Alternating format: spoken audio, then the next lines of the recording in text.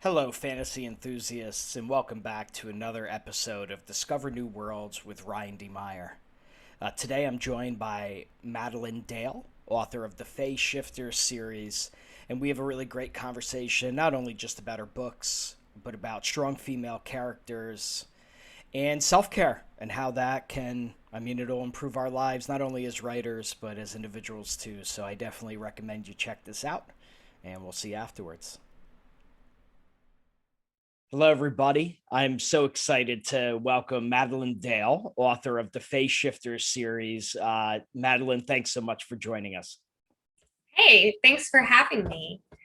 Yeah, my pleasure. Before we get talking, why don't you take a moment and just introduce yourself to the audience? All right, thank you. Hey guys, like you said, I'm Madilynn Dale. I have a couple books out there. My series, The Face Shifters, has been my main focus for the past year. There is a total of 4 books out right now, and there's going to be at least 2 more to complete the series.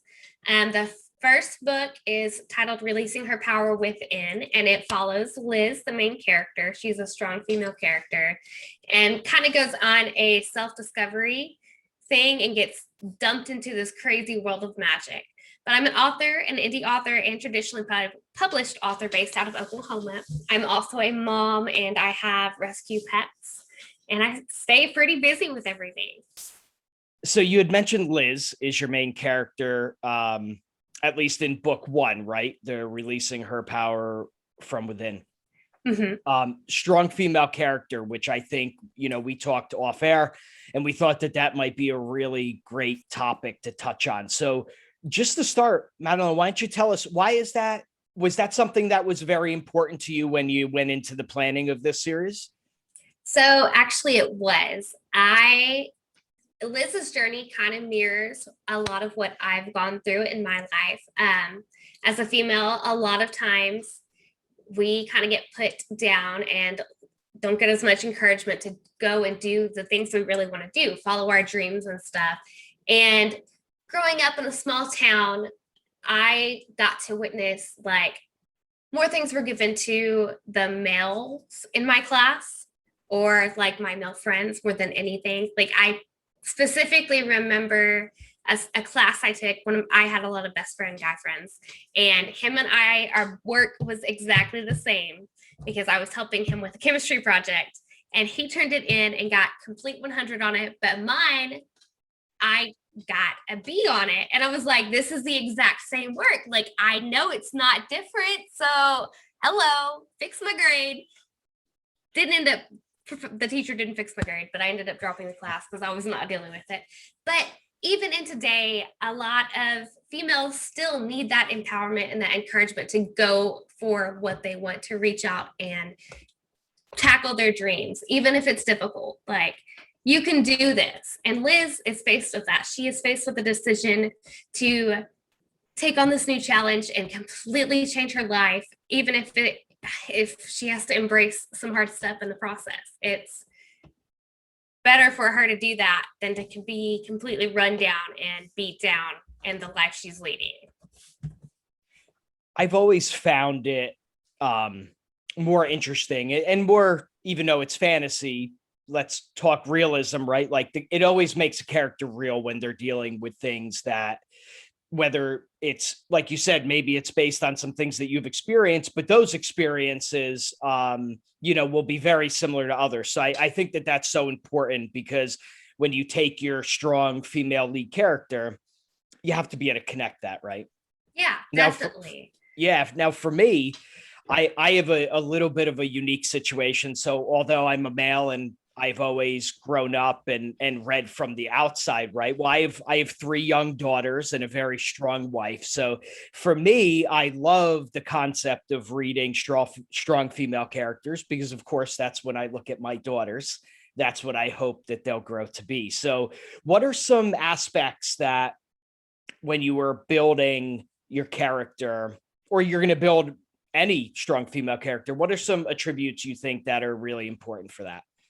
Well, I definitely like them to have a soft, compassionate side because I do feel like as a female, it's almost like built into us that we've got that soft, caring side because we can be mothers, and we have children and stuff, and I also want them to have this hard edge, like I'm not going to take crap or anything. So those are two things I try to instill in each of my characters. Now it's going to show up differently depending on what's going on in the book and the storyline, because I'm currently working on a new book that has another strong female character that's nothing like Liz, but she's also still a strong character, and she's been held back her entire life. But those are two things I try to really incorporate into my characters. Yeah, no, well said. And, it makes me think too. Yeah, I think in literature and in any media that you're looking at, we're always looking for better representation now, which is so important, right? Yes. And strong female characters, of course, play a part in that. Even in my own writing, I've tried to write very strong female characters. And although, of course, for me, I would reference the females in my life and be able to maybe pick their brain about how, how a woman's brain might look at a certain subject versus maybe how I look at the subject. So that's always something that I find really interesting, because even as male authors, we all want to make sure that we're portraying the female characters in a strong way, because we understand the importance of that. So when you're reading a character and maybe you come across a female character who maybe isn't what you would consider strong, do you find yourself looking to tweak them? Like, how would you change the atypical damsel in distress? Oh, that one, it's hard, because I have actually I've come across more of those types of characters in reading stuff than I do in writing, because I can start out writing a character who's damsel in distress and she becomes a strong character later on, because there's actually a person in the Face Shifter series. She starts out, she's kind of more of a villain, but she's also damsel in distress. She's always had the males take care of her because she was the only princess at the time in her pack. So she's always completely relied on them. And then Liz comes in, and the villain's world's dumped on her head, and she has to figure out how to become a strong person. And finding tidbits and ways for her to learn how to become a strong person was not easy. But in the end, she ends up she's a more softer person than a lot of my characters, but she's stronger in the end. Yeah, and I think it must speak to, redemption, right? So that's a great arc that you have a female character who maybe in the beginning is much more a damsel and finds that strength, right, as the story goes. So that's a great arc. So I find it really interesting about the character motivation. So for example, when I was writing my latest female character attempting to be a strong character, I thought it was really important that the motivation she took to interact with the other male protagonist, I thought it was important that her motivations were her own, right? And they weren't being dictated by, whether it be the men or anything that surrounded them, whether it was the man or a corporation or a kingdom, them having their own motivation and that own inner strength. I guess that's what you spoke to initially, right? Yes, they have their own independence away from the male entity in general. Yes. Okay. So that is so see, there you go. So that makes sense, because that's not only the strong female, but also the lead part, right? Is that she's driving the story forward with her own motivation. So I think that was well said. So, another topic we touched on real briefly was self-care. That was another thing that we thought would be important to talk about. For me, I'm always looking for suggestions. I can find myself up and down during my writing processes. So, why don't you walk us through a little bit of what you think about when you think of self-care? Yes. So self-care is very important. And that's something I've started to make myself pay attention to more. After I had my son, who is now 3, I went through a lot of postpartum. and I realized my self-care was not where it needed to be. And after I had to take steps to really focus on trying to get myself to where I focused on it more. Like writing was one of my self-care tips at first. It helped me channel my emotions and everything. But since then, there was a book I worked through. It was like a 12-week course of how to unlock your creativity and keep it flowing. And it had a lot of great tips of journaling every morning. Like first thing when you get up, just brain dumping everything into a journal, even if it's just talking about your coffee looking more brown today. And then I have also started picking up different creative tasks like painting or just like restructuring my home. Like I don't think you can probably see it over here. So I'm still processing like changing the colors in my room and making my office space more like workable, adding plants, getting like, and I've actually gone through and completely, I'm not done yet, changed my whole wardrobe to colors and patterns that make me think happy things or more creative. Like I still have my down days where I'm like, no, I'm not going to do anything. But I don't tell myself, oh, I'm not being productive. I'm not getting anything accomplished. Like, it's okay to have those rest days. You can just curl up on the couch and not do anything. It's okay to not do anything at all, because you'll come back to it first thing when you're feeling better. And just giving yourself time to just be is a form of self-care for me, and not worry about anything, not stress about it, just telling yourself it's okay to not do anything. Yeah, I don't know why it's not okay, like inside, for us not to take that relaxation time. I completely agree with that. And it's funny because I'm listening to you talk about some of these steps that you've implemented for you. And it sounds like not only has it been like a mentally positive thing, has it positively impacted like your work routine, your writing routine? It sounds like that's kind of all working together now, right? Yeah. Oh, yeah, definitely. I have found that I can function better and more efficiently because my self-care is better. Like I can sit down and type, and actually it'd be good typing for like a good chunk of the day. And I'm like, okay, that's good. Like I don't have to, if I don't reach my goal for the day, that's fine. I'm still making progress. It's okay. So definitely. Yeah, I'm like thinking like what things that can I do maybe to make these small tweaks, but I guess really in the end, it doesn't matter which individual thing you're picking to change, as long as it's something that's lifting your spirits. Like that sounds like that's the whole goal of making all of these little changes, is so that you're getting the ultimate result of just feeling, I guess, like you said, happier, right? Yeah, definitely. And it is actually like I felt like my creativity was blocked for a little bit because I could not get past anything. My anxiety was really high. And yeah, been in a pandemic too. So that has not helped it.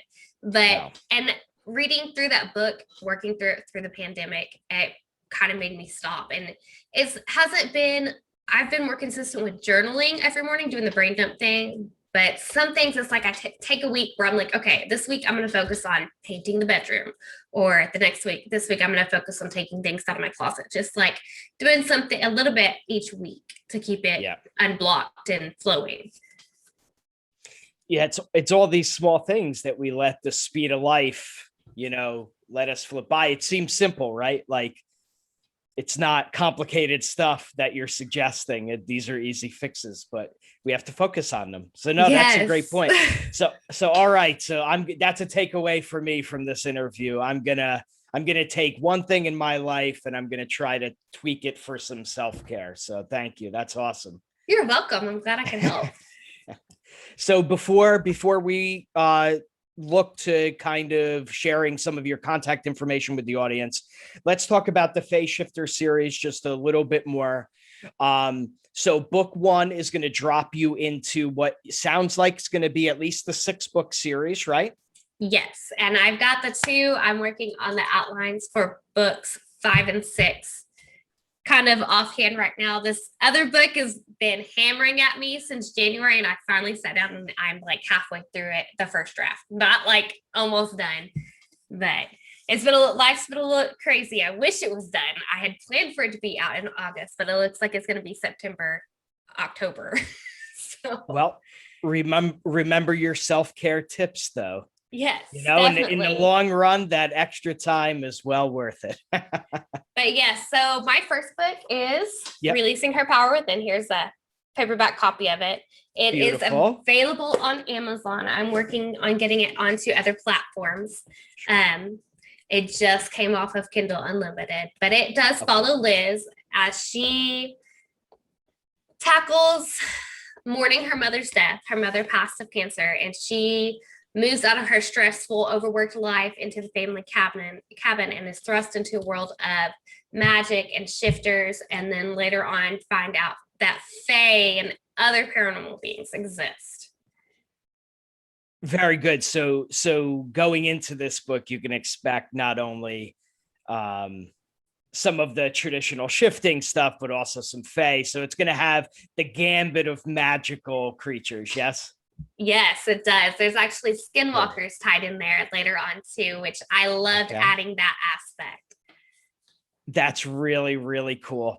So is there a theme? So let's say book one, we're ready to pick it up. Is there a certain theme that you feel like what's something you want your readers to take away from book one of the series? So with book one, I feel like there's a lot of strength on family and friendship and never giving up. That you could, there's never too late to change what path your life is taking, whether for the better or just to kind of slow it down. And that's the main thing I hope readers see in that book. Oh, that's a moral I think all of us need to hear, right? For sure. Yes. All right, that's great. So why don't we wrap this up? Madilynn, thanks for joining us. Before we jump off, why don't you tell our readers where they can find you? And of course, I'll put it up on the screen post interview. Awesome. So thanks for having me. You guys can find me on Facebook, Instagram, Twitter, and TikTok. Or you can hop onto my website and find the links to all my social media there, because I also have a YouTube channel that I recently started. But my website is www.thechaptergoddess.com. Excellent. We'll make sure we get that up on the screen. Madilynn, thanks so much for joining us again.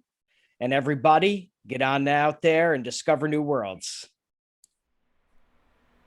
A big thank you to Madilynn Dale for joining me today on the program. We always love having on new talent and introducing you guys into their worlds. So the Fae Shifter series is out. Hit Amazon to check it out. And we'll see you next time.